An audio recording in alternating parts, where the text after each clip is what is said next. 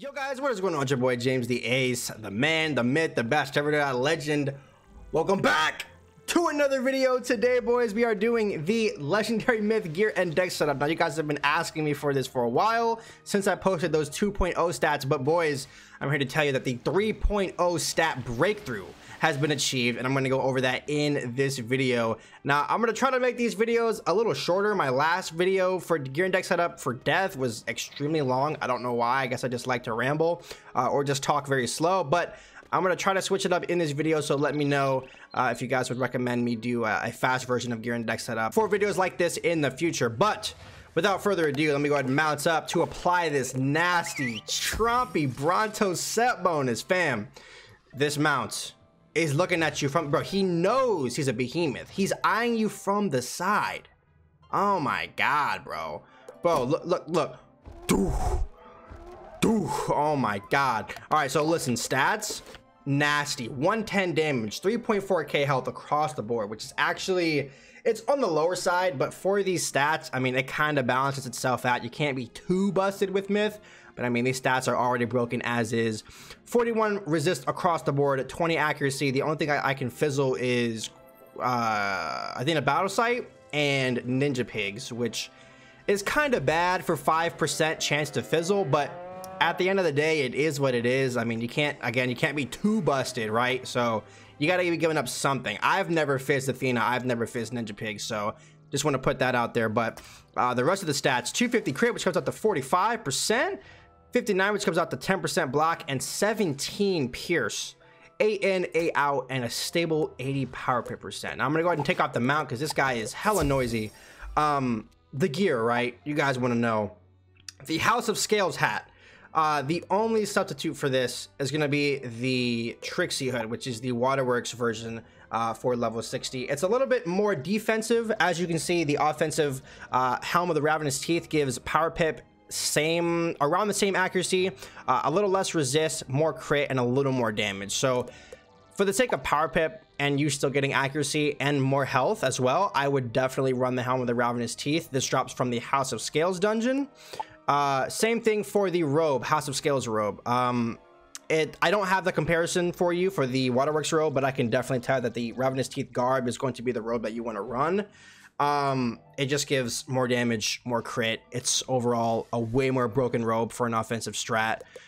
Boots come from the Professor's Horde pack. It is a little bit RNG, but it's a very common drop from the pack. You shouldn't spend any more than like $10 at most to get like 3 pairs of these. They're super common.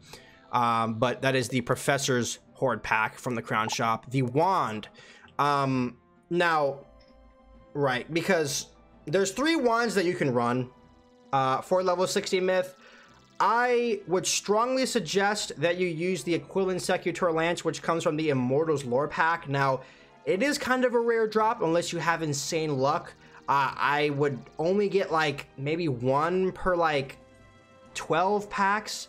If that, again, it really depends on your luck. It's all pack RNG, and it's kind of at the buyer's discretion at the end of the day. The only substitute for this is going to be the Staff of the Flashing Blades, which you have to be a warlord for. But the third wand in question is going to be, well, I don't have it, but I'll throw it up on the screen, is going to be the Sinbad wand. Now, the only reason why I would suggest to run the Aquilon Secutor Lance over the Sinbad is because you get block, you get 3 more pierce, and I think 1 pierce equates to like 2 point something repeating damage, but it's basically better to have decent damage and more pierce than more damage and lower pierce, if you can understand what I'm saying. And then I don't know if the Sinbad wand has a make cast at level 60, but if it does, the Sinbad make cast is not usable in PvP. And for myth, the Athena make cast, it takes into account your damage. So if you have high damage or even like over 80 damage, Athena is doing mass, fam.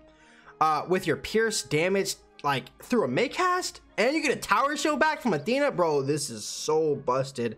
So again, like, it's up to you. I definitely suggest the Secutor Lance instead. Again, if you don't want to pop packs for either of the wands, Staff of the Flashing Blade is going to be your best bet. And if you aren't Warlord for Staff of the Flashing Blades, then honestly just run what is it, the The Mount Olympus wand, Sky Iron Hostile, gives 10 damage, and honestly, you can probably coast with that wand. It's level 30, but I mean, it gives 10 damage. Like, it can't be beat. Like, what else are you gonna run? For the Athame and ring, it is obviously going to be the duelist version for both the Fatal Razor and the Daredevil ring. Now, the only substitutes for the ring and Athame is going to be the level 56 myth only Athame and ring in the bazaar. It should be plentiful in the bazaar, so just toggle myth only and search for level 56, and you should find both of them. If you don't find them in the bazaar, I believe there are vendors in Grizzleheim or Wintertusk that sell them. Just pull up the Wizard 101 wiki. It's a great site to look up anything that you want to know where it drops from or where it's sold. I use it all the time. Definitely recommend it. But yeah, the level 56 ring of Athame from the bazaar is basically your best bet if you don't have tickets, or you need to do tournaments for tickets to get the Duelist, Daredevil ring, and Fatal Razor. Now, the amulet is going to be the Ancient Hieroglyph Relic, which is a damage amulet for level 60, which is what gives me 110 Goliath damage for level 65 myth. Absolutely unheard of. This amulet gives a blade, health, and damage, and a square and a health socket, which is, I mean, it's just busted at the end of the day. This amulet drops from the last boss in Lower House of Scales, or Lower Zigzag, I'm sorry.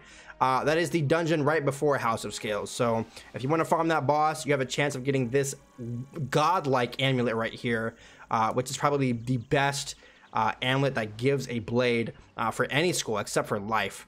It gives like 2 outgoing. It's super bad, but for any other school, that boss does drop a damage amulet, which I believe for every school except fire gives a blade. So the only other viable option that I can really see myths running, aside from like the Shango's myth blade amulet that you can buy in the bazaar, is Life Mastery.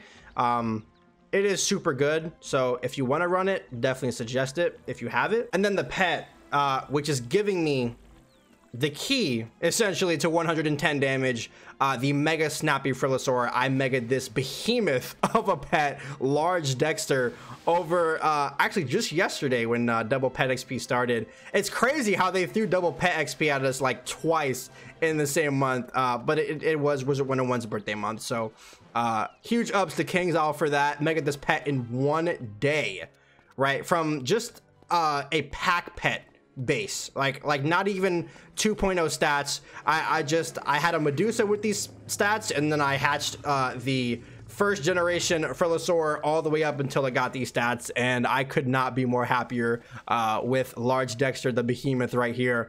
The set bonus, it is unbeatable, boys. I could not recommend anything else for the best stats for myth. And then the deck is going to be the Balosh deck. If you don't know, Balosh is a stone key boss within House of Scales. Again, the Wizard 101 wiki is going to be your best bet for learning all of his cheats, where he is, and where he is inside the dungeon, period. And then the only substitute for the Case of the Hall Echoes, which is the Triangle Balosh deck, is going to be the Triangle Socketed Epic deck, which you can craft from a vendor in, I believe, the Floating Lands.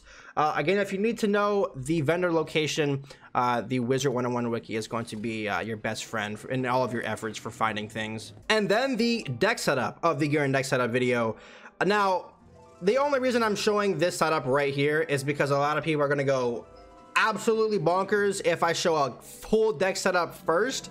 I don't know where the stigma came from, where if you're a warlord, you're using a half deck or a quarter deck to PvP, like maybe at max, but at legend, like I don't really see it happening unless you have like 150 damage, right? Absolutely absurd. But in case you are somebody that pulls W's with half or a quarter of a deck, I am suggesting this deck setup on the screen. Now, the reason why this isn't much shorter is because, one, I believe infections and weaknesses are great utilities, and the fact that Myth has utility spells like Earthquake, minions, you know, like 0-pip Golem minion, which hits essentially every round unless they fizz, and then Talos. The deck is, I would say, 9 times out of 10 going to be a little bigger than your average Storm deck, right? Even if you're running all hits inside. But Myth's Bubble being 2 pips, I mean, you got to have almost max in. Set shields, like, super busted for level 60 and pretty much all levels of PvP. But definitely you're going to want Legend Shields, so train into life, and you're going to want Volcanic Shields. You get it when you train into Tower. A lot of stun blocks, 4 or 5 usually. The enchants are only for Earthquake and Troll for killing. other than that, like infection and weakness, like you can discard them, you know, if you don't need them, or keep them in hand. They're a great utility. But overall, this is going to be the small deck version of what I would say to run if you're not a fan of running hits in main, you know what I mean? And then for those of you that don't really care about running half a deck or a quarter of a deck and you're used to running a full deck, this is what I'm going to recommend to you. And I'm going to run through this really quickly. Stun blocks are obvious, tower shields are obvious, set shields are obvious. Fire and storm have the highest damage output pretty much in the game right now for any level. Enchants speak for themselves. The one gargantuan you can honestly take out. I just have it in there for Pete's sake. Legend shields, death and myth are still really deadly at legendary, so at least 3 of these. And then the ether shields are kind of like, I mean, life isn't really that prominent at legendary, but the death shields are still going to be like a must. So if you're not running at like 4 or 5 legend shields, then 3 legend shields and then 2 ether shields is just fine. Bubbles, obviously a lot in for bubble warring.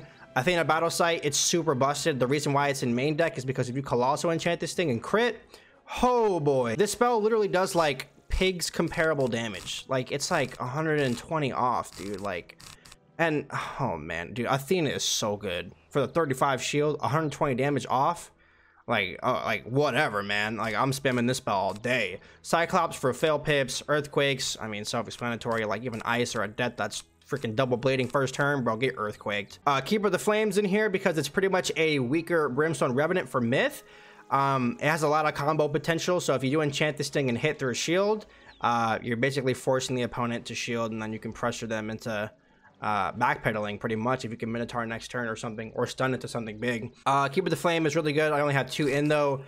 Medusa, self-explanatory, big combo tool if they don't stun block, which most likely first, second, or third turn at the latest they will.